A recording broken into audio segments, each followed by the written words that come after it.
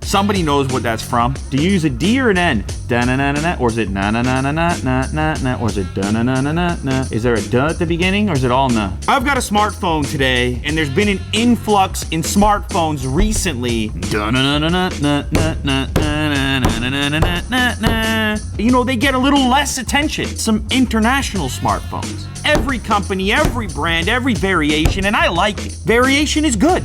Selection is good. A little more RAM, or I like a slightly bigger screen, smaller screen, something close to a stock OS, or less so, or maybe, in this case, a bigger battery. Who doesn't want a bigger battery? Will, you want a bigger battery? Mo, you want a bigger battery? Jack, you want a bigger battery? Lou, you want a bigger battery? We all want bigger, but you want a bigger battery.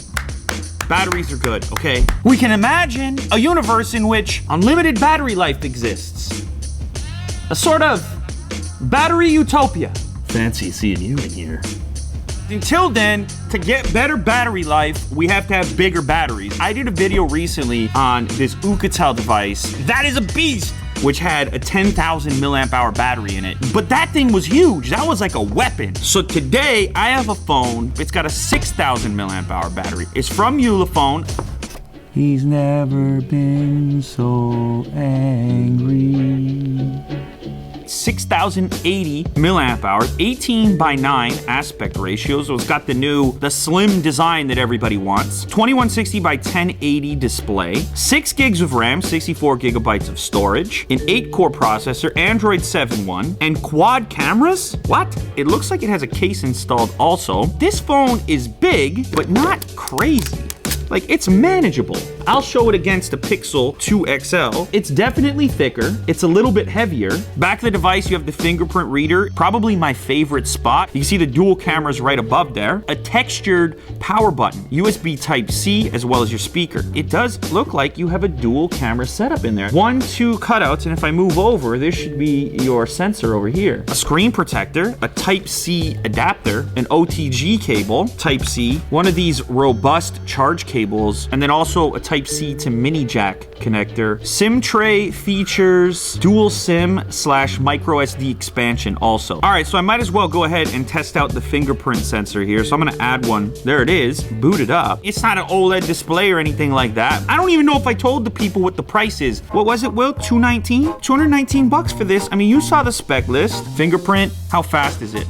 Oh, it's very slow. It's not the fastest fingerprint reader I've ever used. Not even close, actually. I'm really curious about these dual front-facing cameras. The one lens is responsible for the bokeh effect in the background, and the first lens captures the foreground. Yeah. We've seen better. We've seen worse. The key factor is the beard hair test. Now, of course, you've got your favorite beauty modes as well. Who needs that in their life? No one I know. When it comes to the blur mode, you can adjust it in real time. Now the rear camera, same deal, right? Dual lens, 21 megapixel and 5 megapixel sensor. And now I'm gonna test it with the blur mode. I don't know, man. The blur mode, it works. All it does is it just keeps the center of the frame in focus and the surrounding area blurred. I don't think I'd be buying this thing for the blur mode. That said, I've seen very few of these blur implementations that actually look good to my eyes. It's not terrible. Considering the price point at $219, that is a usable photo right there. Oh, how about this recent video, the mind-blowing 33 million pixel display. This thing is insane. It takes a lot to get me amplified, you know? It's a monitor. And it's just a mono speaker. This one packs more pixels than anything I have personally it works. It's not a strong point, that's for sure. At least it's not crunchy, but it's just not very loud. Go check out my test of the Razer phone speaker against a bunch of other ones. It's actually, there's some interesting results there. They haven't gone overboard with the tweaks to the OS. This is pretty standard stuff. So apparently it'll shoot HDR video all the way up to 1080p. You are hearing my voice through the microphone. The focusing distance is not super close. Oh, I guess it is actually. There's me. There's you. There's Mo.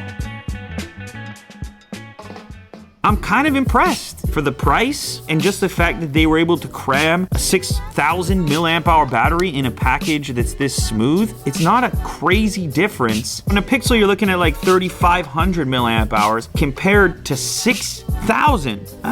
You look at the package, it's kind of surprising. That's a feat of engineering. Will it explode? I hope not. That's a normal form factor, just with a huge battery. Well done, I think.